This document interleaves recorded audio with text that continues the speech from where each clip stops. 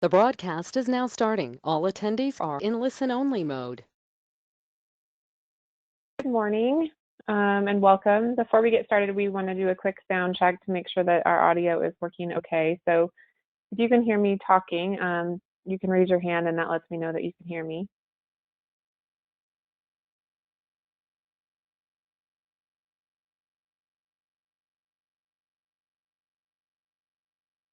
All right, great. So if you don't mind lowering your hands, and then we know that it was just for the sound check and not to actually provide feedback. Welcome and thank you for attending the State Board of Pharmacy's stakeholder meeting today. Today is August 19th, 2021, and the time is 9:01 a.m. Before we get started, we would like to introduce the staff members from the Division of Professions and Occupations that are present. My name is Darcy Magnuson, and I'm a regulatory analyst with the division. Also attending is Dimitri Kunin, Senior Program Director, and Elena Kemp, Regulatory Coordinator. We will be facilitating this stakeholder meeting. Due to concerns regarding COVID-19, the division has transitioned to a platform that is 100% virtual, and we appreciate your flexibility. As many of you have been to DORA stakeholder meetings before, we would like to reiterate the importance of your comments today. DORA makes decisions every day that may affect your life and your business, so your input is vital in the rulemaking process. Throughout this process, our goal is to create regulations that clarify and explain legislation, ensure minimum competency to enter and continue to practice, and provide only what is absolutely necessary for consumer protection without creating unnecessary barriers to the marketplace. Your input will be part of the information that goes to the board as it considers adopting revisions to the rules. More specifically, today we will be discussing new and revised rules that will provide clarity and a general cleanup of the rules, and new and revised rules to implement Senate Bills 21011, 21077, 21094, 21098, 21122, and 21123. This meeting is being recorded and will be posted on the board's website by the close of business tomorrow. As this stakeholder meeting is held solely by webinar, please raise your hand by using the hand icon if you would like to speak, and we will unmute your line so you'll be heard by everyone. Or you can type your comment in the question section and we will read it aloud. Before we start taking comments, we ask that anyone providing comments please state your name and who you represent. Feel free to provide either general comments on the rule changes or specific comments on the proposed language. Please limit your comments to no more than 3 to 5 minutes and try not to repeat something that was already said. Stating you're in full agreement with someone else works just fine and will be noted. If you are using audio through your computer, please remember to put any phones on vibrate or turn them off. And whether you are using computer or phone audio, try to keep background noises to a minimum when speaking. So at this point in time, Dimitri, I didn't know if you wanted to say anything before we start getting feedback on the proposed changes. Sure, Darcy. I'll be really short. Just a reminder to everyone that this is the second stakeholder meeting. These have already been through stakeholder feedback in June. The board has seen them a few times. They saw them again and stakeholder feedback in July. So these shouldn't be too new to anyone today. And then they'll be going back to the board for final review at the September meeting, and then the permanent rulemaking hearing, obviously, on September 30th. So that's the only reminder I wanted to pose. Otherwise, we can scroll through them. I think it would be easiest, Elena, if you don't mind starting at the top, and then we'll call for comments on each rule just to make sure we hit all of them, and then move through the rules that way. So for the first one, 1.00.00, under rules of professional conduct, any comments on these proposed changes?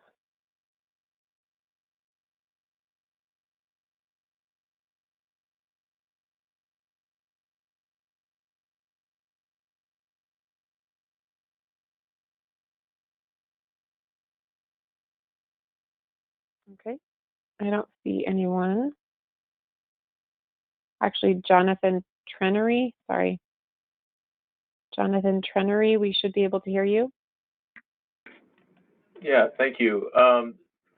So in regards to the counseling rules, is that any new medication as far as like new prescription, or is it new based on their history? I practiced in a previous state that viewed that type of a rule as even if they'd been on, for example, lisinopril for 5 years, if it was a new prescription of lisinopril, even just a continuation refill prescription, the pharmacist still had to counsel the patient to some degree as like a check-in. How would that be interpreted in this case?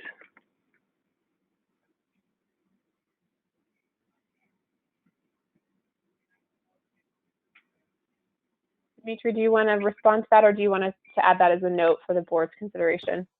I think we can add it as a note for board consideration, but before we do, if there is any possibility of me clarifying, if you could repeat the question one more time as we're looking at this rule, I'll see if we can discern that or if we'll take it back to the board. Right. So when I practiced in another state, Tennessee, they had a similar rule, and the way that they interpreted the counseling requirement was a new medication meant new prescription, not necessarily just a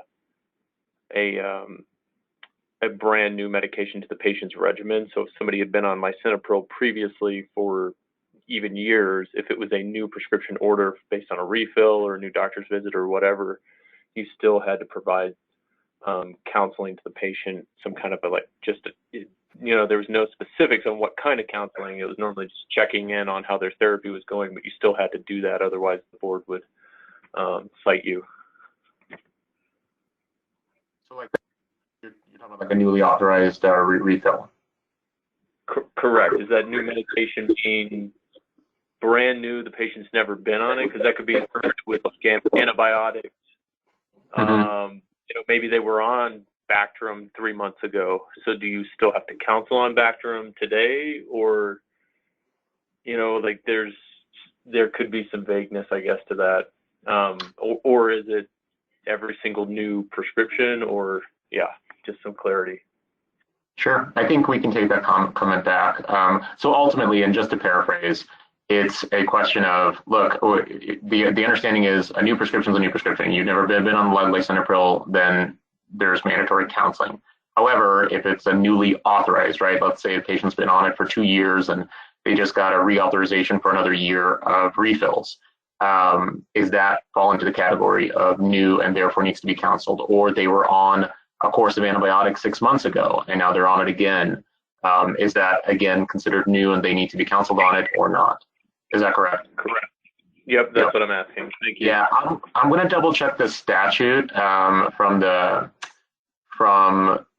sunset, because I thought there was some clarity in there, but I'll circle back on that one in just a moment. And until then, Elena, if you want to just, I think to summarize adequately, and feel free to correct me or update this, you would say, clarify if this includes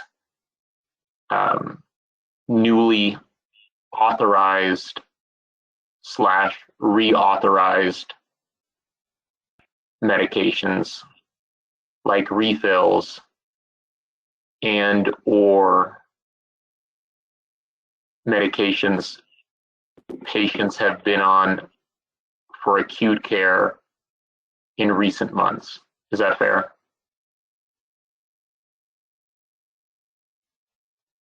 And Dimitri, we did receive a couple of written comments while the conversation was happening. We received one from Gina Moore, who said the bill language was written as a new medication, not a new prescription for an existing med.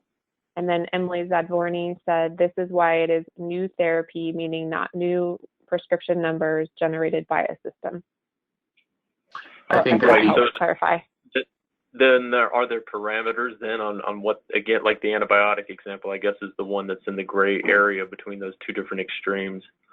At what point do you consider that a new medication therapy if they're treating the same condition that maybe just hasn't resolved, maybe it's C. diff, so it's their second round of vancomycin, that kind of a situation? Are there any parameters that we're expected to be held to?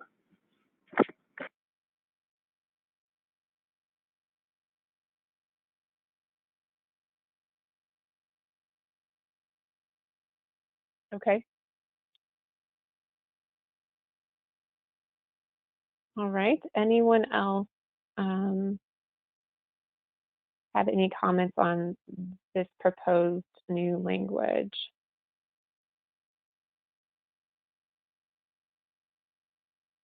I'm going to go ahead, Mr. Turner, and place you back on mute. If you want to say anything else, just go ahead and raise your hand again.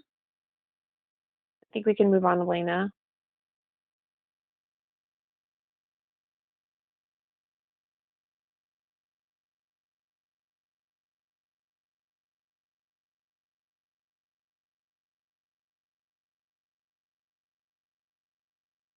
Any comments on the proposed addition that you're seeing on the screen right now in subsection F regarding minor adaptations to an order as allowed pursuant to the statute?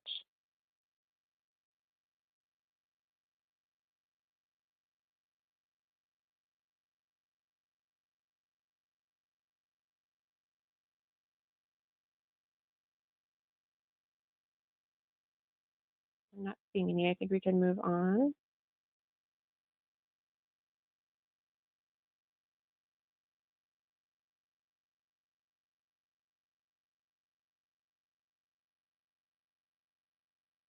Any comments on the subsection addition of 5 in addition to the information provided in this Rule 2.01.20B when a substitution is made on a prescription order pursuant to the statute?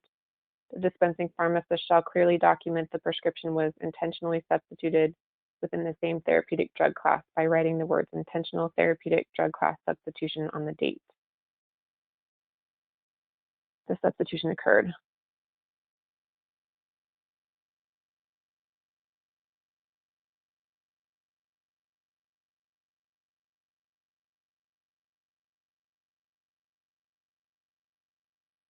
Okay, I'm not seeing any here.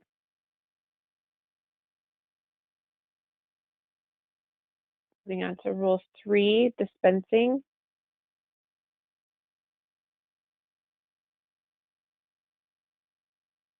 Any comments? I'm not going to go through the strike-throughs.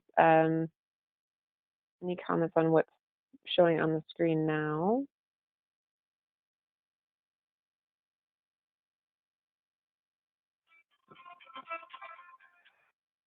And it feels like we're moving too quickly. Please let me know that as well. Or if you want to jump back to any rules, that's fine too. We just have a lot to get through today, so.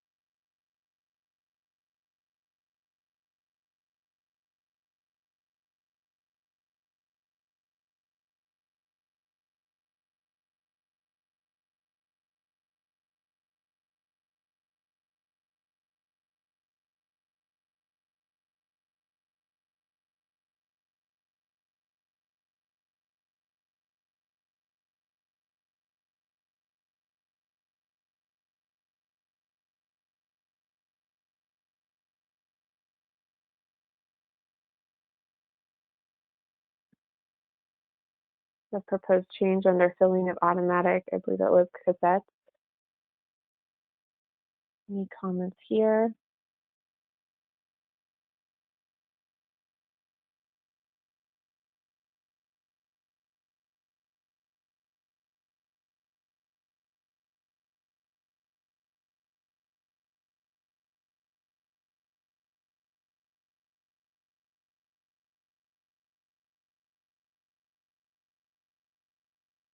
Okay, moving on to customized patient medication packages.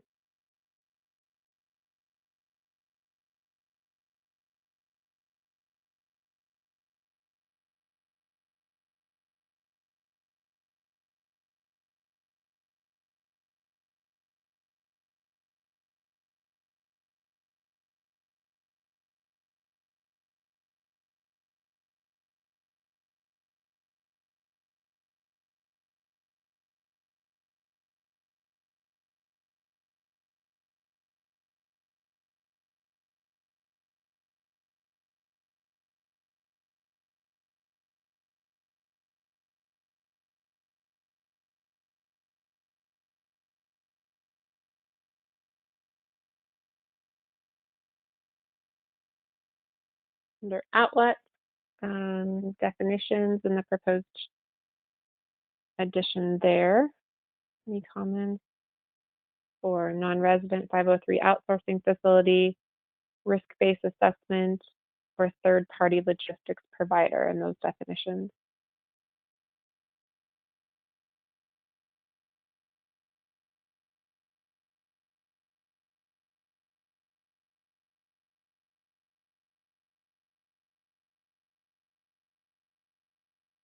Then you can see in registration, those newly defined terms are added throughout.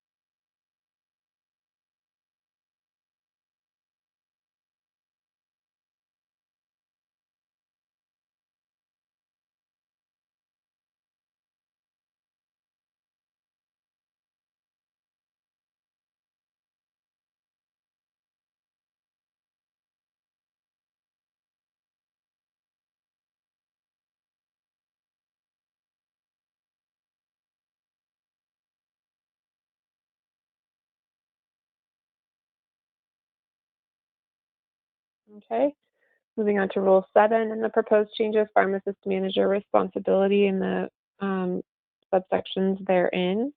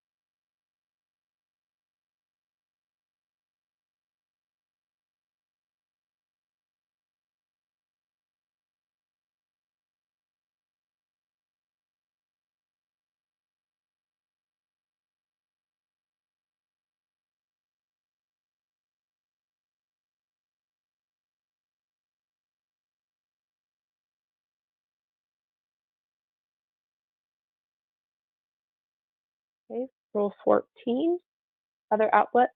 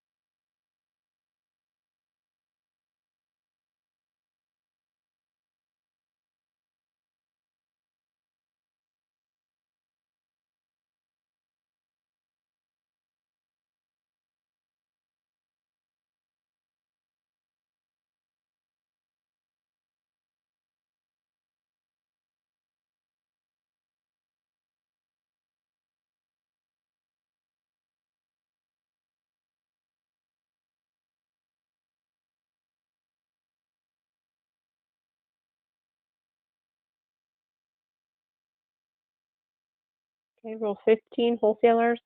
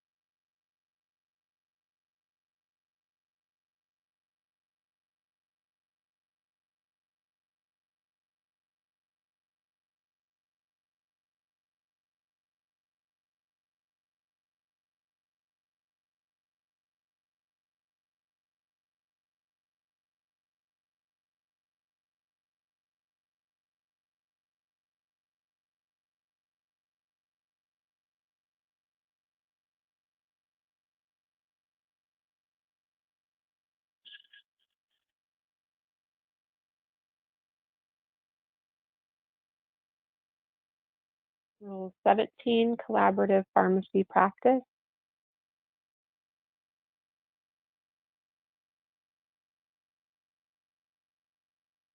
We received a written comment here from Emily Zadborny, which says pharmacist care services should not be located under Rule 17. Collaborative practice when any pharmacist practicing in any setting can provide these services.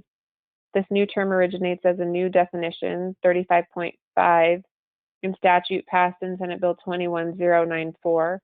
It is defined there and established as part of the practice of pharmacy in new language under 39A, which includes pharmacist care services in the practice of pharmacy. Putting it under Rule 17 could be misleading to pharmacists, thinking that had to have collaborative practice to perform these duties.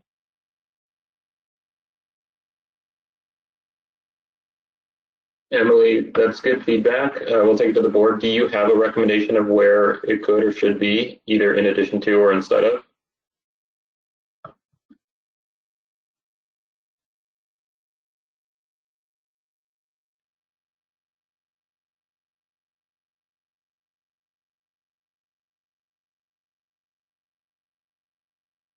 And also, I just want to clarify too, since it is defined in statute, I think this was intended to just update where pharmaceutical care was already otherwise defined to bring it up to date. It doesn't necessarily mean that it's isolated specifically for collaborative pharmacy practice, as the definition in statute is more comprehensive across the practice. And Emily, I unmuted you, so we should be able to hear you. Thank you. Good morning. Emily Zadborny with the Colorado Pharmacists Society. Thanks, Dimitri, for your question. I was thinking the same thing. It's defined well in the Practice Act at this point. It may not even need to be in rule, but if it was in rule, I think it would be under. Well, I don't have a specific place to put it, but I think it's defined in the Act. I'm not sure it needs to be further defined in rule. Sure, and I understand your concern about if you put it in rule here, it could mislead some individuals to think it's only under the umbrella of collaborative pharmacy practice, right? What if the definition, because keeping it here just keeps it, I think, more in sync, but what if the definition read means patient care activities provided by a pharmacist, something along the lines of within the scope of collaborative pharmacy practice, but not limited to the scope of collaborative pharmacy practice or something along those lines where within the definition, it gives it room to breathe outside of SEF 17, right? And if somebody has better verbiage, we're definitely open to it. Yeah, Dimitri, is the definition. Oh, sorry, Emily. Oh, sorry. I can think about that too, Dimitri, and get back to you. I mean, that would help. I just think that putting it under that major heading just automatically would, you know, make people go there. But if we could change the wording to say that, it would be better. I don't know. I know this all happened because of the, you know, putting pharmaceutical care under 17 as a result of combining Rule 6 and 17 over the last few years. So I understand how it all kind of came to be at this point. But I think it's important that this is definitely defined as a piece of the practice that every pharmacist can do independently. Sure.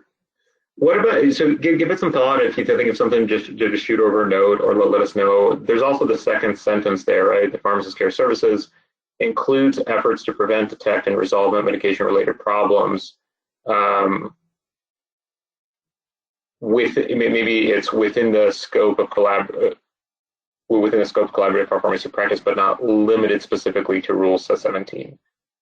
Something along those lines, and we can relay that to the board too. Sure, happy to put some more thought into where or how it could go. Thanks, Emily. We also received a written comment from Dan Telford. I agree that having the definition in this section leads to confusion and can be interpreted as being under CDTM. Dimitri, my only question was about this definition and if it's verbatim from statute. And just to caution if we're going to change the definition at all from statute, that might create some problems. Yeah, that's good feedback too. It should be verbatim from statute if I recall correctly. I can double check in just a moment, and if anybody has input on that, feel free. But if it is verbatim from statute, the board may consider at the time when they review this that, like you said, Emily, if it's not necessary to be in here and it's already in statute, then possibly it does come out. And that is verbatim from statute. Thank you. Okay. I'm going to go ahead and please be back on mute, Emily. And if you want to say anything else, just go ahead and raise your hand. I think we can move on.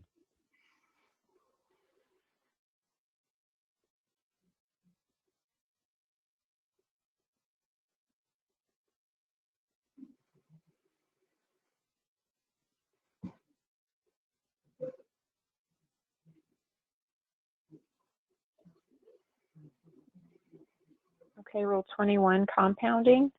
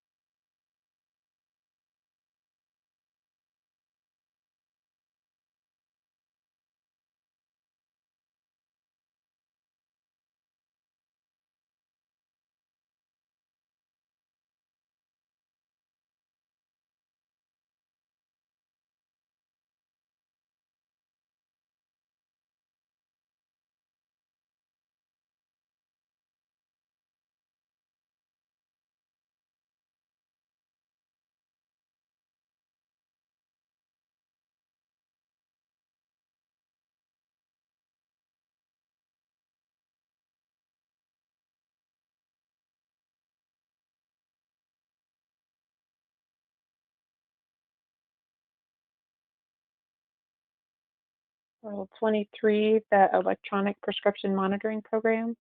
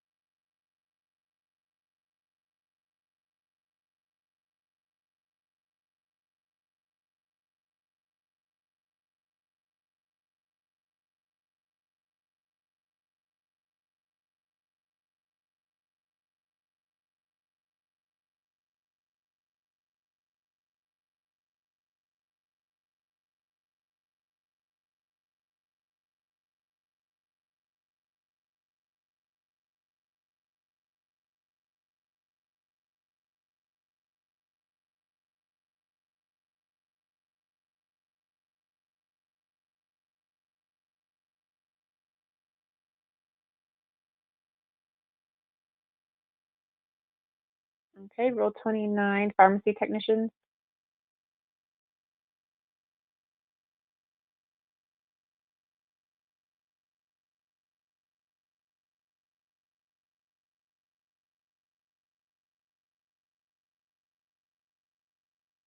And Appendix C.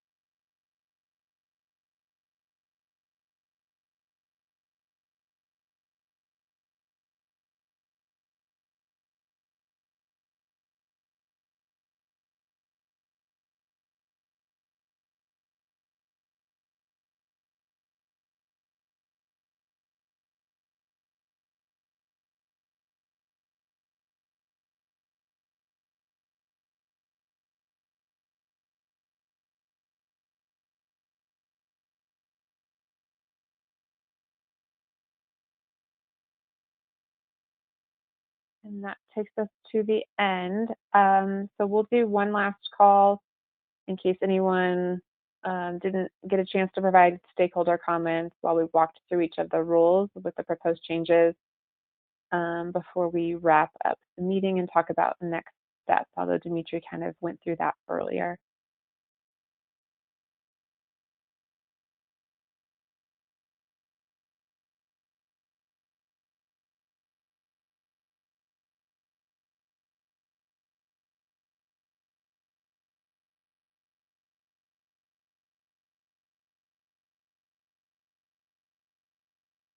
And I don't see any raised hands. I don't see any additional written comments. Dimitri and Elena, if you can just verify that too, make sure we don't miss anybody.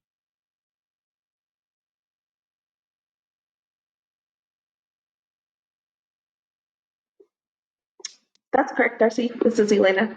I don't see any other raised hands. I agree. Okay, so I will go ahead and wrap up then.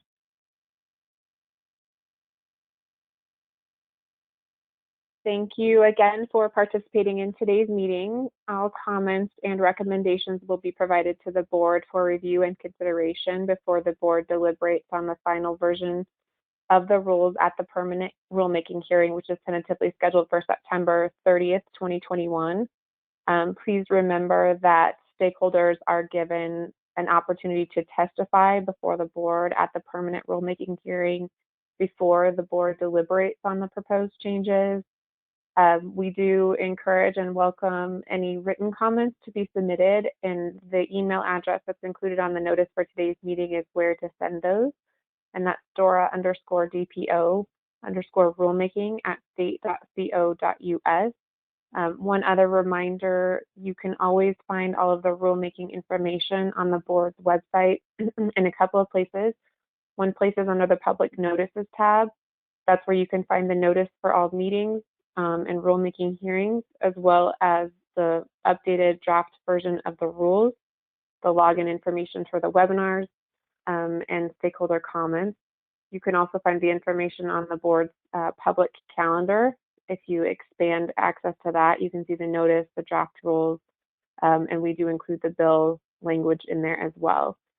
So with that, that concludes this stakeholder meeting. Thank you again for your participation, and we are going to end the webinar now.